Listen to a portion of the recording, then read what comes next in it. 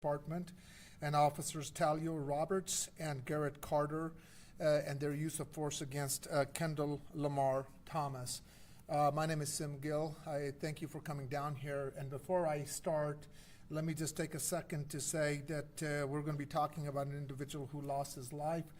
Earlier this week, I had the opportunity to meet with the parents of the decedent, and it was very important to them, and I assured them that I would, that I communicate two sentiments from them. One was that they wanted to make sure that when I met with them, that they were genuinely concerned about the officers who were involved in this, and that they had no ill will towards the officers, and they understood the difficult situation they were in. And two, they wanted me to just clarify, and as we will through the briefing this morning and the walkthrough, that their son did not fire at the officers, and that was very important to them, and I wanted to acknowledge that. And I shared with them our office's condolences and the loss of their loved one. Again, as I've said before, anytime there's a loss of life, it's a loss to someone. There was somebody's child, somebody's sibling, and but we owe it to our community to explain what happened and go through whenever there's a use of force. The following facts were developed from the protocol investigation of this matter. This investigation was led by the Unified Police Department. As I mentioned in the examination of Officer Roberts and Officer Carter's use of deadly force. And should additional different facts be available, then our conclusions obviously would be different. So let me take you through what happened. On January 24th of 2024, at approximately 8:28 a.m., Police Bluffdale Fire Department, which provides emergency medical services, and Bluffdale Police Department were dispatched on a call for a 44-year-old male, Kendall Thomas, who had a seizure, and the caller was unable to get into the bedroom where Mr. Thomas was. BPD officers Patrick Cullen, Talio Roberts, and Garrett Carter responded to the residence and made contact with the homeowner, who was the mom of the decedent. At about 8:35 a.m., the officers entered and went downstairs where Mr. Thomas's mother, who we referred to as KW, was trying to pick a locked door at the end of a narrow basement hallway. KW explained that Mr. Thomas was behind the door and that she couldn't get the lock picked. KW explained that the door usually had a handle and that he gets, referring to Mr. Thomas, combative and doesn't know what's happening when he's had a seizure, and he hadn't been talking to her since the seizure. Officer Cullen attempted to pick the lock, as KW further explained that it was an alcohol-induced seizure.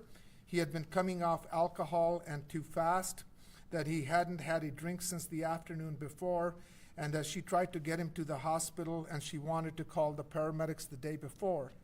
At approximately 8:37 a.m., Officer Cullen called out to Mr. Thomas, who yelled back, "What?"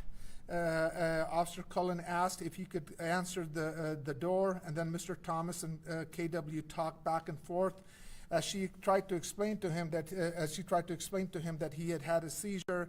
The door was locked, and then asked him to open the door so she could get to him. Mr. Thomas questioned why he would need to get to her and verbally refused to open the door. KW continued to explain that the handle was broken off and she needed him to open the door. At approximately 8:39 a.m., fire arrived upstairs, and Officer Carter advised that they were downstairs as Officer Cullen and KW continued to talk with Mr. Thomas. 5 medical responders then filed into the basement hallway as Officer Cullen and KW remained at the far end of the door, and Officer Roberts and Carter remained near the stairs. So the paramedics went further up. The officers were there just in a supportive capacity, and as we will demonstrate, they were further down in the hallway. One of the medical responders, medic Guts, attempted to pick the lock as KW explained that he was not talking, but when it happens, he has no idea what's going on.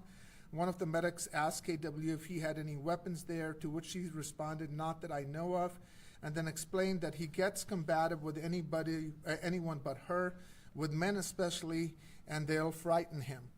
At approximately 8:41 a.m., after KW again attempted to pick the lock, medic Guts delivered a kick to the door, breaking the lower portion of the door, and Mr. Thomas yelled out, "Hey!"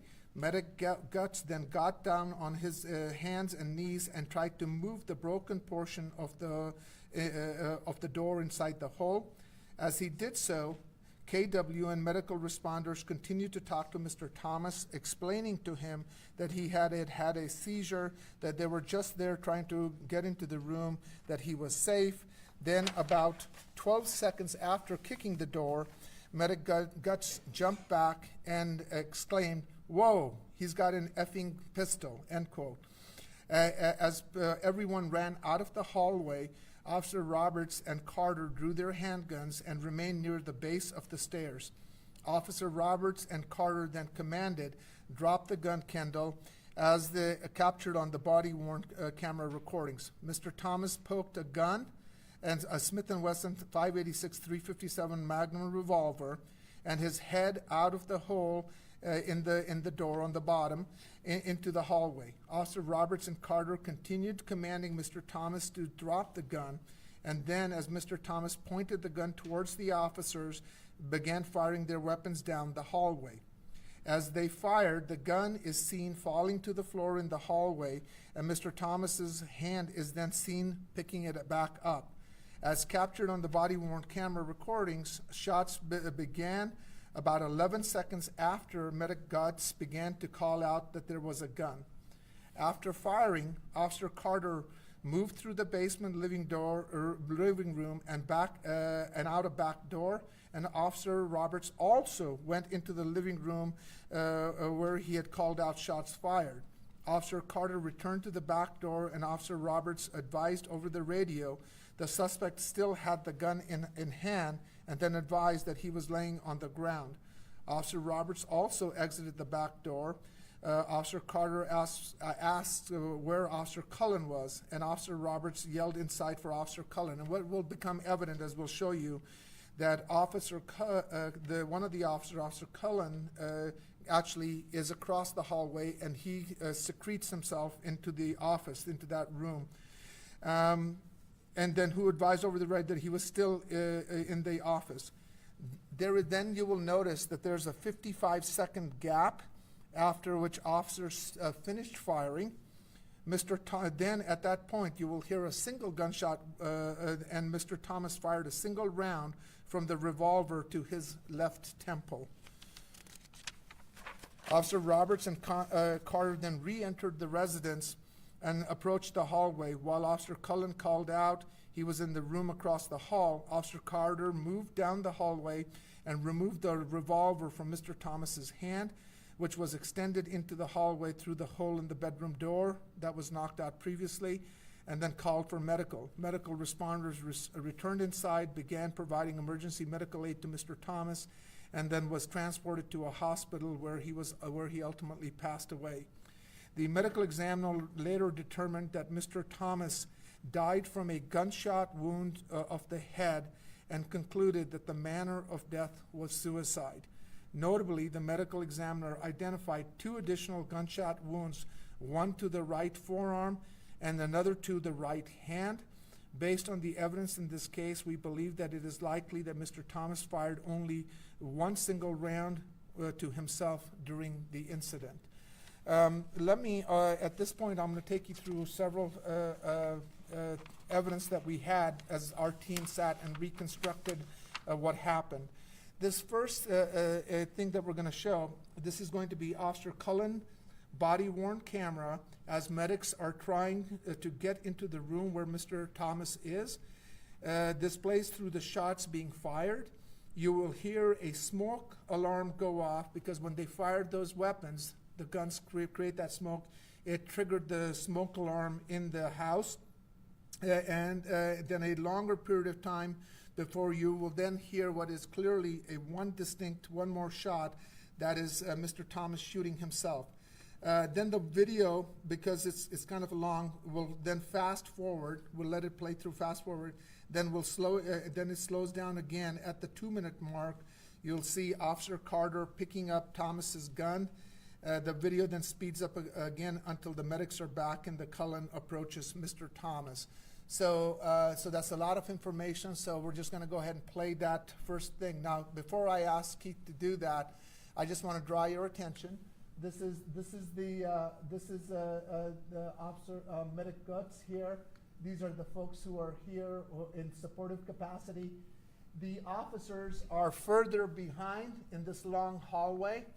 This is KW, Mr. Thomas's mother. This angle that you're seeing, this body-worn camera, is from Officer Cullen. So if you can imagine he's just across the hallway that goes into an office. And that is where he's positioned. And when this incident happens, this is going to capture him. And he is going to then move when the shooting happens back into and recede back into the office space there.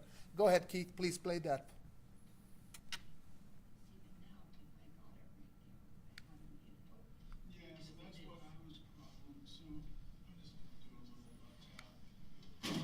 So he kicks out the bottom part completely. Kendall, it's the paramedic. We're just trying to get in the room. You're safe, Kendall. You've had a really bad seizure. They're just. Whoa, he's got a fucking pistol.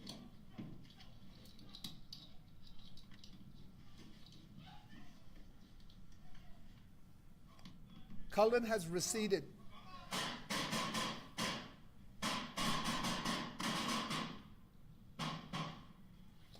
That is the volley of officers firing.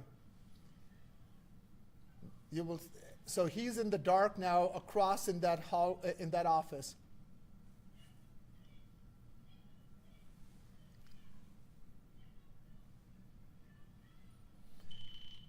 That is the fire alarm going off.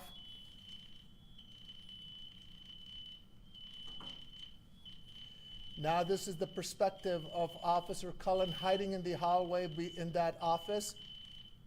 That is the subject room.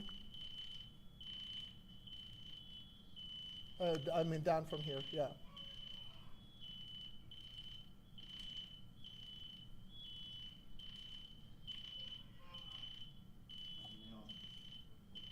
Officer Cullen says he turned off his radio and that sound was the single gunshot that you hear approximately 55 seconds later. Now we speeded this part up because everybody's still in their position. You'll see the other camera angle as well. Coming down the hallway? I'm in the room across. He's going to bend down and pick up the gun.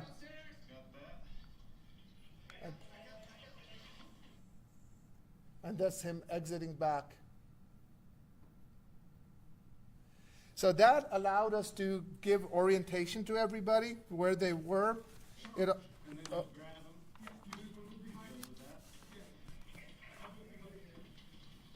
And this is then, we speeded it up as they held position, and then they moved back to open that room and give aid to Mr. Thomas.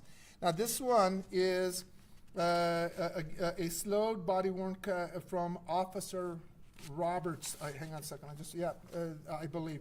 This is from Officer Roberts when the shots were fired by the police. And we slowed this down. So go ahead and Keith play that next one.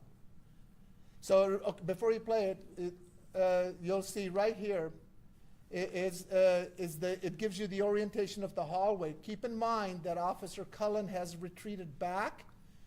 The paramedics were up front. When they see when they hear the gun, they all exit out, including KW upstairs. Officer Roberts and Carter are down here, and so this is from his angle. So after they've done, they're sort of reorienting themselves back, and this is they've heard that he's got a gun, and this is what their perception is, and this gave us their orientation. Go ahead. And you go right there.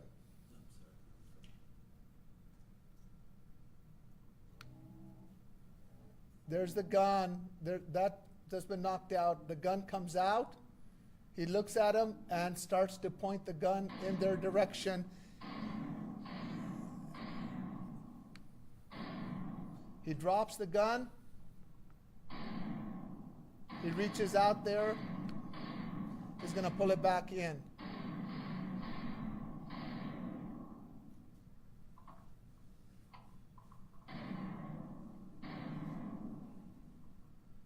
So he's doing a reload, and I think, again, to give us that orientation, there's that hallway. Officer Roberts is on one side, and the other officers there. So they are now both going to be looking down the hallway.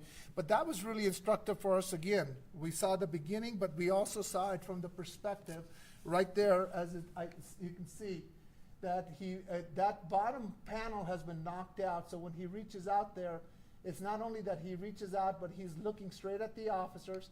The other officer is going to be in this space, the other shooting officer. And then not only do they see the gun, but the gun actually then being pointed down range towards them. And then the shooting occurs subsequent to that. This next one is, that was the still from, so that was the still that we took from Officer Roberts that were showed right there. The next one is, these are body cameras of Officer Roberts and Officer Carter. The video, we took both of them, then we brought them together, and then we sequenced them together. And the video on the left is from Officer Roberts, and the video on the right is from Officer Carter. So think of that down the hallway. And then their videos also capture each of them. It captures Officer Roberts is standing to the left, and Officer Carter is standing to the right. So Officer Roberts, Officer Carter. His camera looking this way at him, his camera this way looking at him. Paramedics down. Kendall, it's the paramedics. We're just trying to get in the room. You've had a really bad seizure. And we sync them. They clear, and then Officer Roberts stepping in.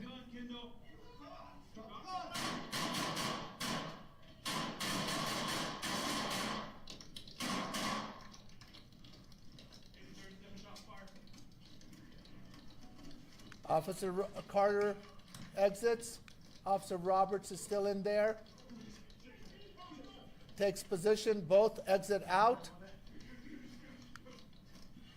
They realize Officer Cullen is still inside. The alarms go off. And then you'll hear the gunshot.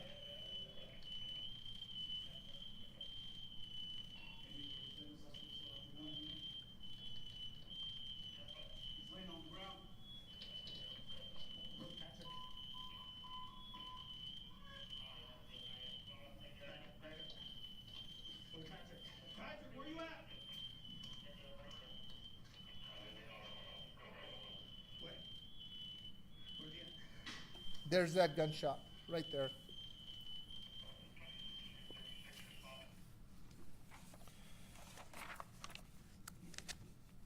And again, so this next one that we'll show you is a video from Officer Roberts after they hear the shot, then they clear and they approach, and it again captures from a different angle. Officer Carter picking up Thomas's gun. Go ahead. So this is them approaching, and he's able to grab the gun and bringing the gun back out. Officer Cullen exiting from that room. Good. Hold position. Okay, I'm laying the gun right here. 5 feet, okay? Yeah, let's stop. Yeah, just have my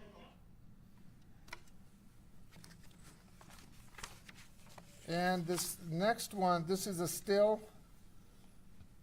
that we then were able to then capture the Officer Carter when he picks it up and picks the gun up. That was that revolver top, but it was as Mr. Thomas inflicted that self-inflicted wound. He had picked it up with his left hand because of the hole. When he shot himself, that gun came out. That's why they were able to retrieve it outside here.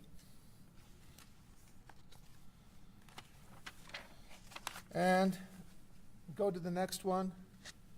This was the revolver that was picked.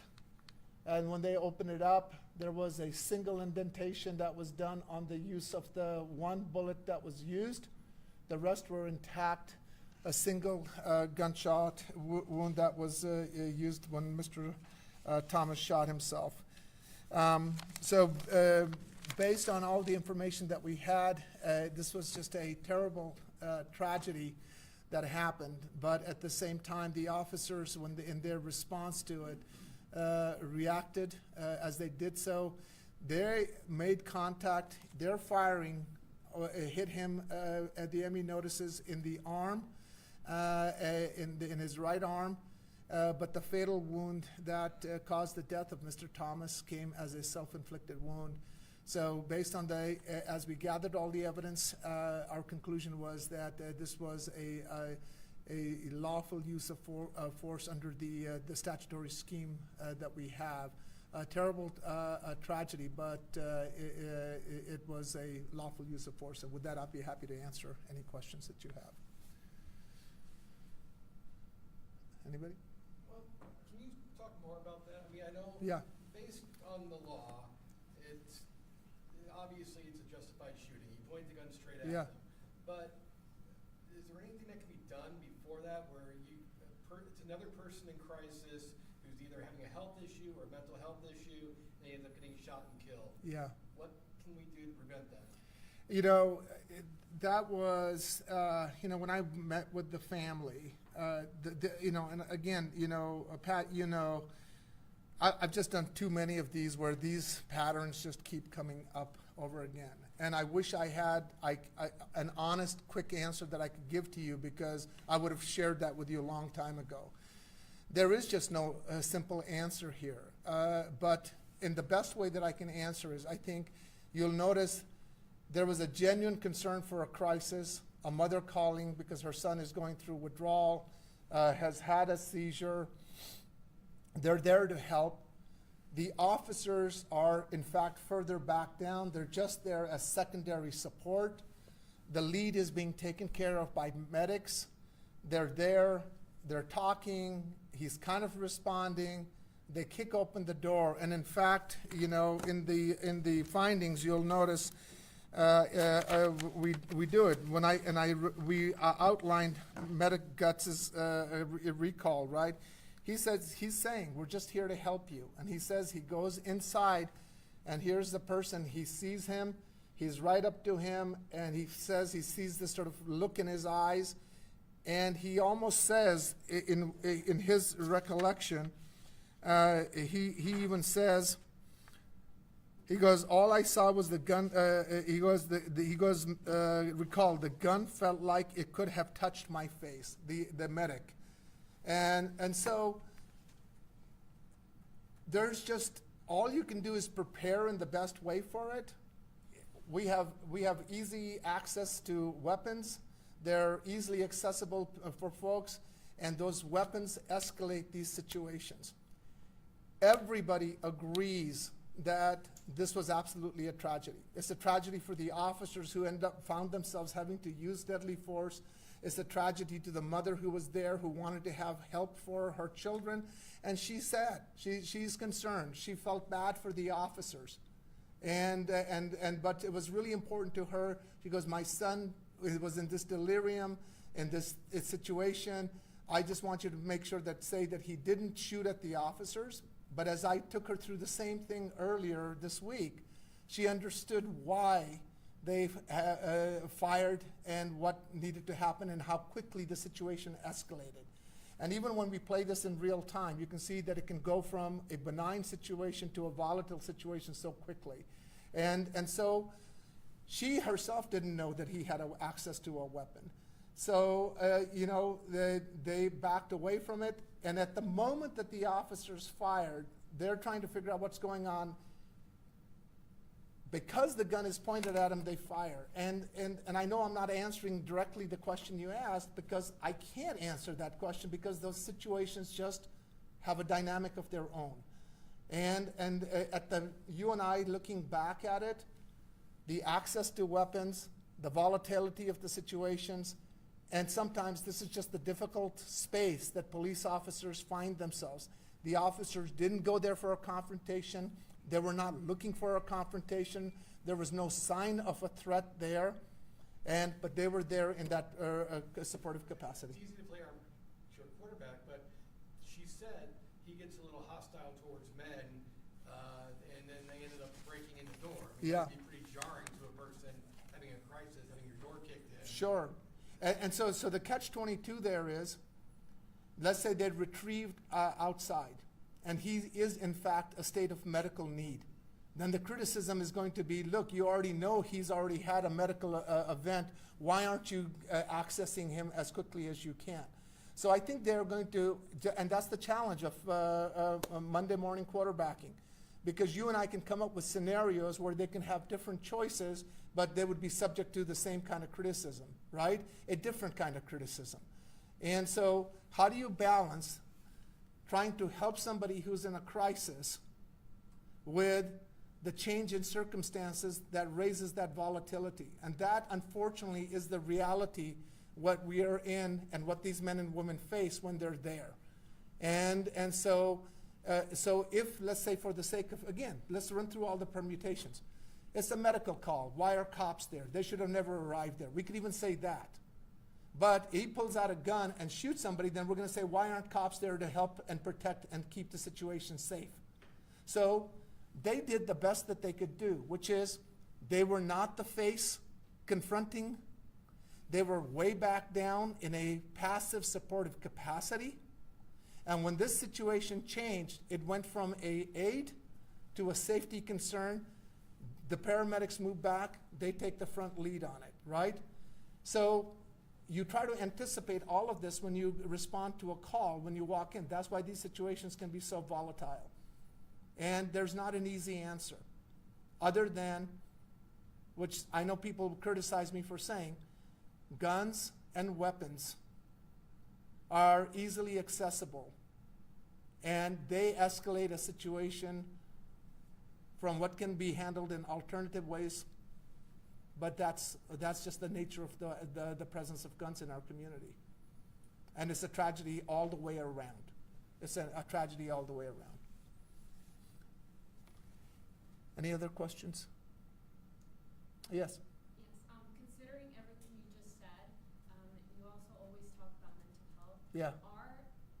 Is the police being trained about these mental health situations when they go in about it? Like, are they told, like, these are the precautions you need to take? Or obviously it's not a profession, Yeah. but it's something that they're going to have to be facing constantly. Yeah. So why, The- with this? Thank you for asking that question, and I really appreciate that. And I've said this over and over again, and I will again implore. And there are many departments that are doing it. Other departments maybe not as much, but we can all of us do more in these kind of scenarios, right? I think every police department should train and go through what the protocol is when you do have somebody who is in mental health crisis. And one of the best models, I think, came out of Los Angeles that talks about de-escalation models that you have, and even as effective. And in fact, their practices have reduced adverse outcomes for mentally ill people in that initial confrontation.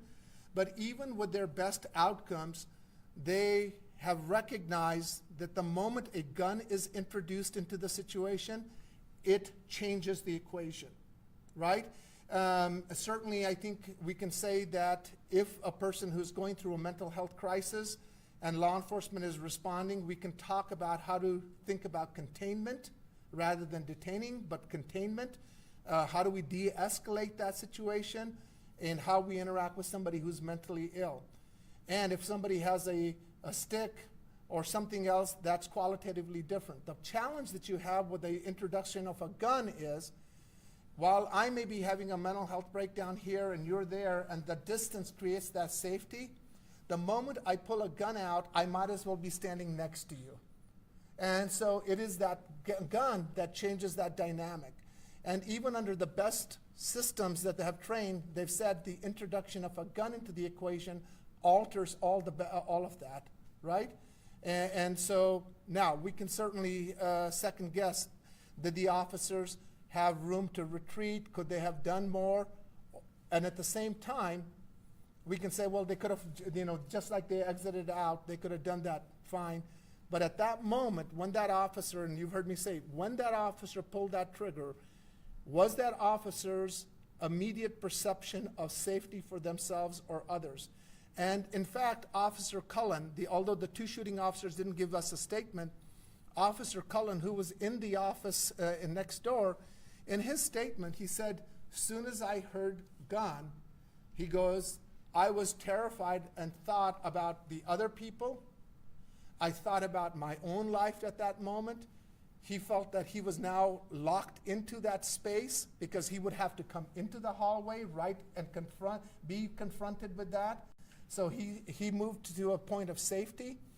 And so that perception of personal safety and safety of others was felt by even him. So at that moment, what we are asked to do is to say, at that moment when Officer Carter and Roberts pulled the trigger, are they justified in that?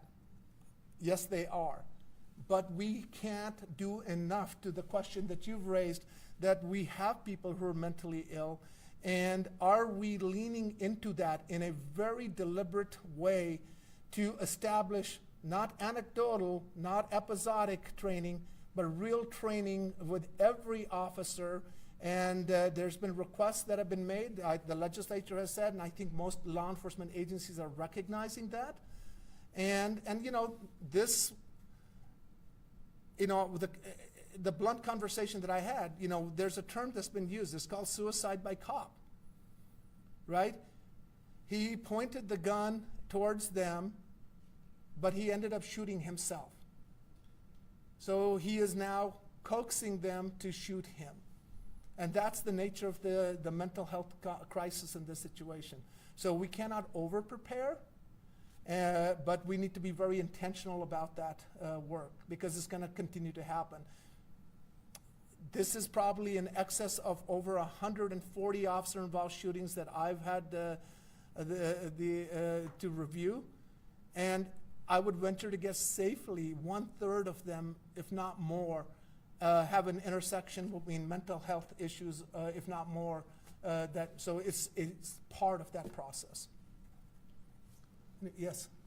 One thing that occurs to me is, so his mother called in, right? Yeah. And I'd imagine that maybe some people hear about or see incidents like this, and then if they have a family member in a similar scenario having an episode, they now don't want to call the police because they're worried that it could result in their loved one dying or something. I don't know if you have any data, if there's anything that speaks to that, but do you guys see anything with that relationship there? Do you have anything to say kind of on that? Yeah, I mean, here's the challenge here. This call went out as a call for help. This call went out as a call for crisis. And one of I guess what I would say, because you don't want to create a climate where you regret making that call for help. And in this scenario, the right people showed up for the right purpose. The other thing that I think, to maybe answer your question in a different way, we really need to pay attention to our loved ones when they're in a state of crisis. We need to really pay attention that when that situation of volatility comes there, that there is no access to guns or weapons that are there, because that is the variable that changes the dynamic. So as much information, and they ask her, does he have access to weapons? She says, I don't think so. I don't believe so, right? She was herself surprised how he had access to that, right?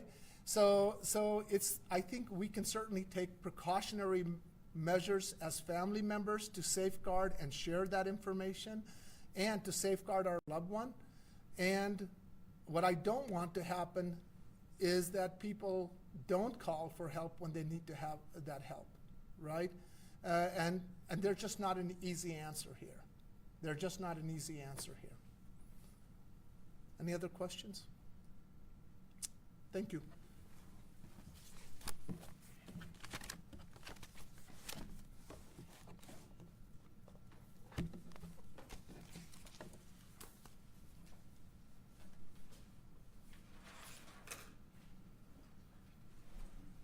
Anyone need any more of the videos replayed or anything?